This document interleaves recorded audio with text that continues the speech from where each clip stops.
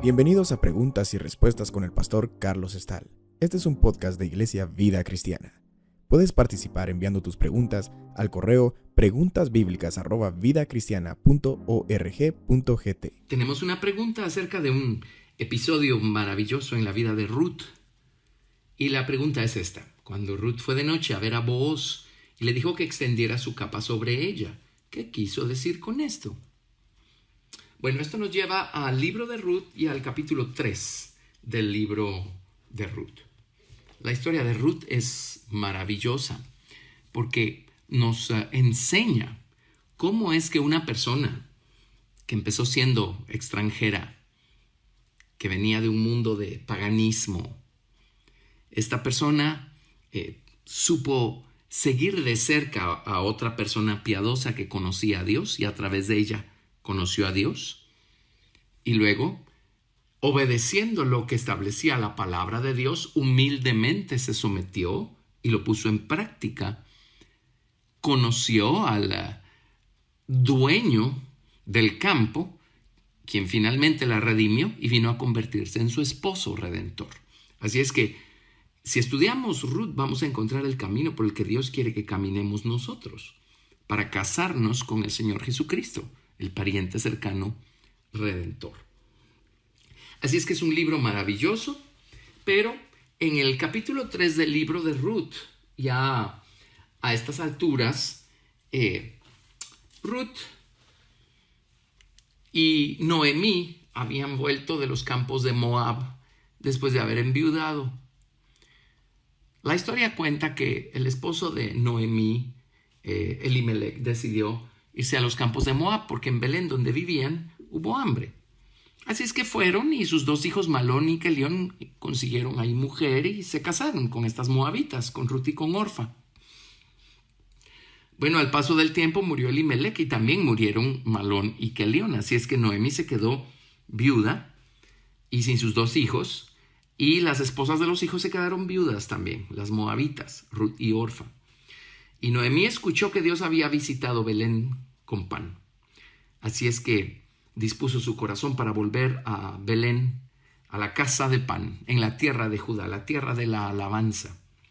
Y Ruth y Orfa, originalmente ambas, le dijeron que se iban a ir con ella. En el camino, Noemí probó la decisión de Ruth y de Orfa, y Orfa lo pensó mejor y se regresó a Moab. Pero Ruth se pegó, literalmente, esa es la palabra que se utiliza en el idioma hebreo. Se prendió, se adhirió, se pegó a Noemí. En Ruth 1:14 dice: Orfa besó a su suegra, mas Ruth se quedó con ella. Esa palabra, pues, dabak, significa que se le pegó. Algo había en Noemí que hizo que Ruth se le pegara y estuviera dispuesta a dejar atrás su vida, su casa, su cultura, sus costumbres, aquello que aparentemente le brindaba seguridad, y decidió emprender el viaje y se fue detrás de Noemí. Noemí obviamente les habló del Dios de Israel, y Ruth lo dejó todo por conocer de una manera más completa y tener una experiencia con el bondadoso y misericordioso Dios de Israel. Así es que llegan a Belén, y Ruth se apegó a esta ley que establecía que los judíos en el tiempo de la cosecha no rebuscaran sus viñas para recoger hasta la última gavilla que cayera en el suelo o que estuviera en las cuatro esquinas de su campo. Ellos debían dejar esto para el pobre, para el extranjero, para el huérfano, para la viuda. Así es que Noemí le dijo, más bien Ruth le dijo a Noemí, eso les dice cuán bien había instruido Noemí a Ruth. Ruth conocía esta ley. Y Ruth le dijo a Noemí: voy a ir a espigar en el campo de aquel a cuyos ojos hallé gracia. Y Dios la condujo hacia el campo de Booz. Booz resultó ser pariente del marido, pariente cercano, pariente de Elimelech. Y para poder redimir, era necesario que un pariente sanguíneo fuera pariente sanguíneo y estuviera dispuesto a pagar el precio. Entre paréntesis, esa es la razón por la que Jesucristo se hizo hombre. Él tenía que ser nuestro pariente sanguíneo y por supuesto que estuvo dispuesto a pagar el precio para nuestro rescate o nuestra redención. La paga del pecado es la muerte. Así es que la única manera como podía quedar saldada esa cuenta y pagada esa cuenta es con la muerte. Así es que Jesús la pagó con su propia muerte. Bendito sea nuestro Salvador Jesucristo. Así es que Booz sabía quién era Ruth, y cuando averiguó quién es esa muchacha que está espigando aquí en nuestro campo, le dijeron quién era y cómo lo había dejado todo atrás por seguir a Noemí y venir a tierra de Judá. Así es que la dejó espigar.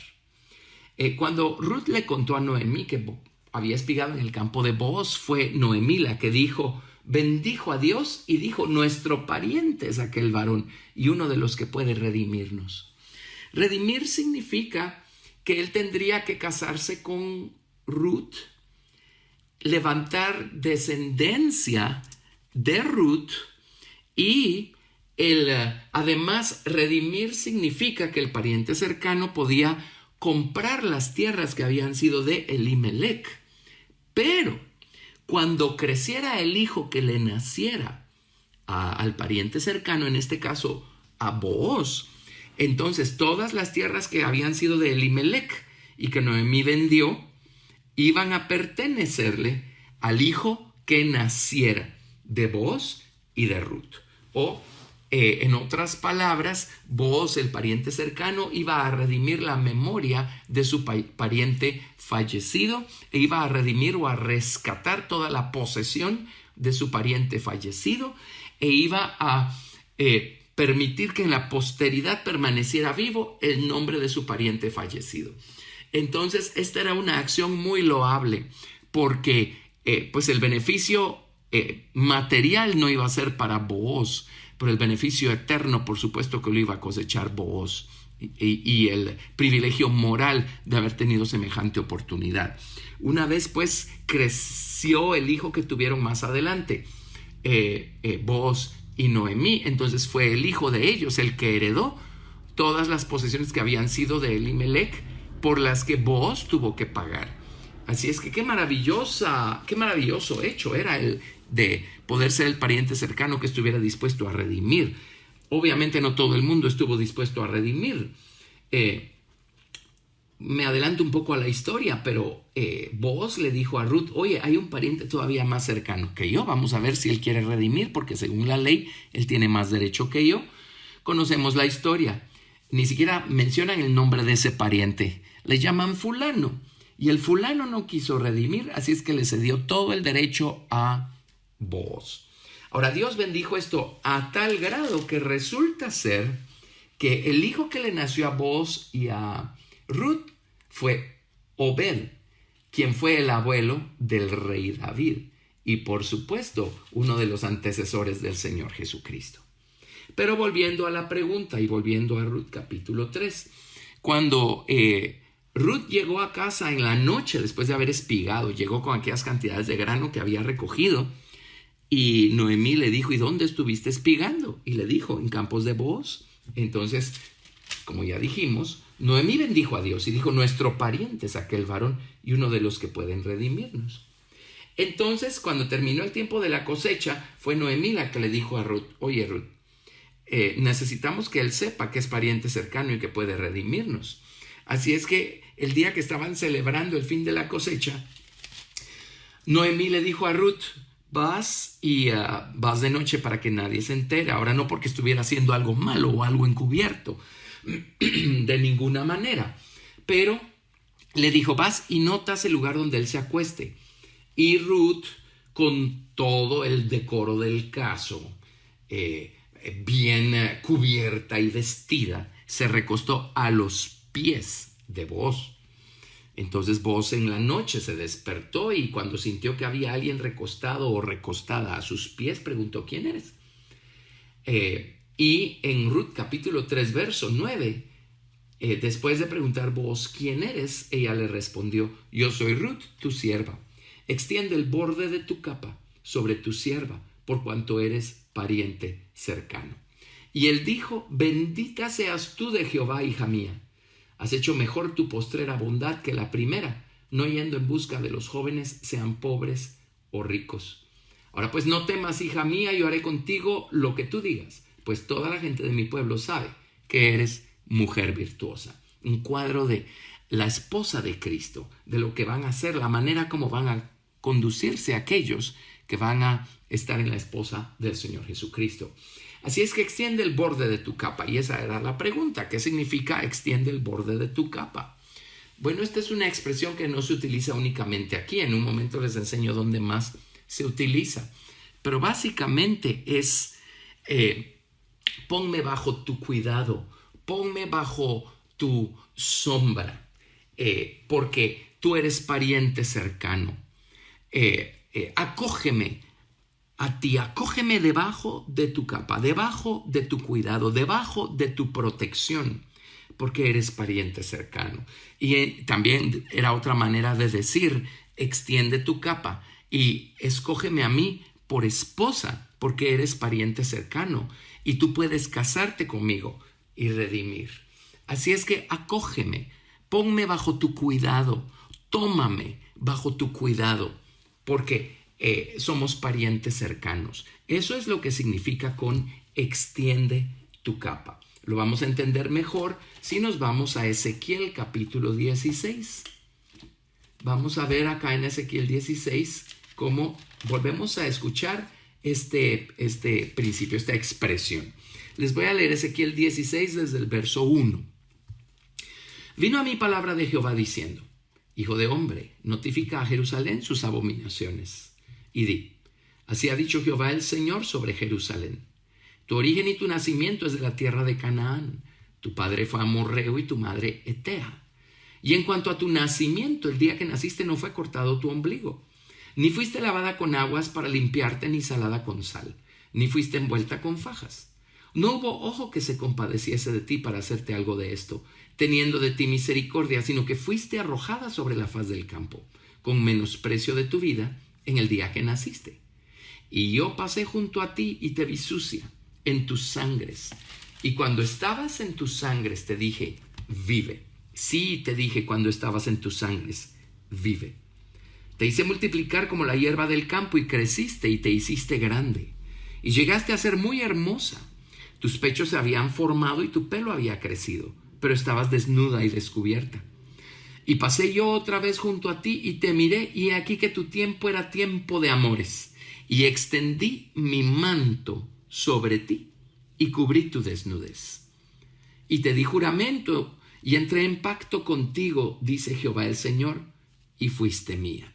Entre paréntesis, aquí lo tienen. Extendí mi manto sobre ti y cubrí tu desnudez. En otras palabras, te acogí bajo la sombra de mis alas. Te acogí, te puse bajo mi cuidado, bajo mi protección. De hecho, te acogí con la intención de convertirte en mi esposa.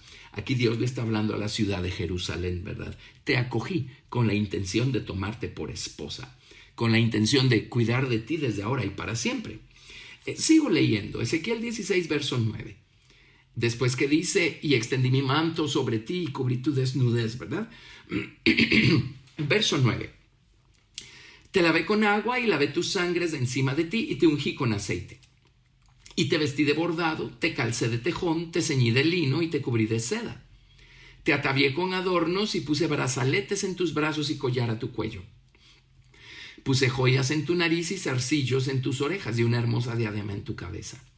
Así fuiste adornada de oro y de plata, y tu vestido era de lino fino, seda y bordado. Comiste flor de harina, de trigo, miel y aceite, y fuiste hermoseada en extremo, prosperaste hasta llegar a reinar. Y salió tu renombre entre las naciones a causa de tu hermosura, porque era perfecta, a causa de mi hermosura que yo puse sobre ti, dice Jehová el Señor. Así es que aquí vemos el resultado o el efecto de haber Dios extendido su manto sobre la ciudad de Jerusalén y sobre toda la nación de Israel, y haberlos amparado bajo la sombra de sus alas, o haberlos puesto bajo su protección con la intención de casarse con ella, haberlos puesto a su cuidado con el compromiso y la responsabilidad de sustentarlos. Por supuesto, más adelante se nos habla de cómo se prostituyó la ciudad de Jerusalén y la nación de Israel, y cómo vieron como poca cosa la manera como Dios los eligió a ellos para ser una nación única de su exclusiva posesión en la antigüedad, y palabras bíblicas: se fueron detrás de sus amantes. En otras palabras, echaron a Dios tras sus espaldas, se olvidaron de Dios y se fueron a cometer todas las abominaciones que hacían todas las naciones paganas de alrededor. Pero aquí tenemos otra vez el concepto de extender el manto.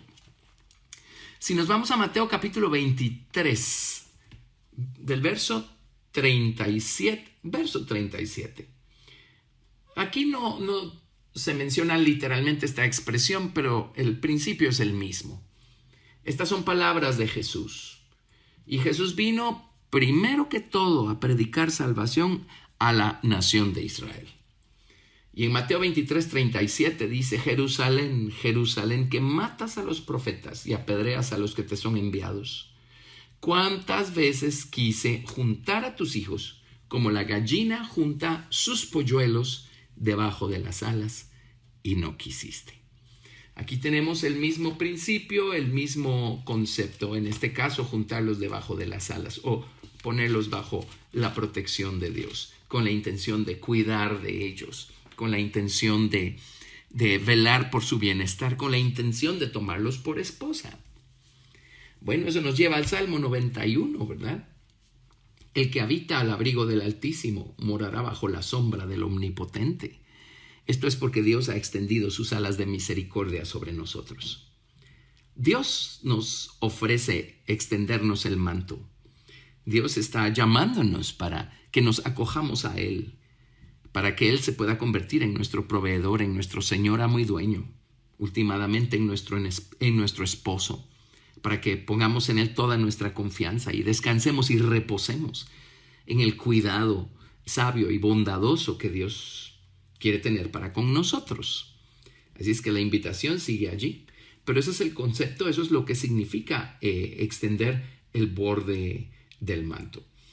Así es que, así como Ruth, nosotros también podemos ampararnos bajo la sombra de las alas de Dios y casarnos con el Señor, si lo hacemos a Él ser nuestro Redentor y Señor de todo en nuestra vida.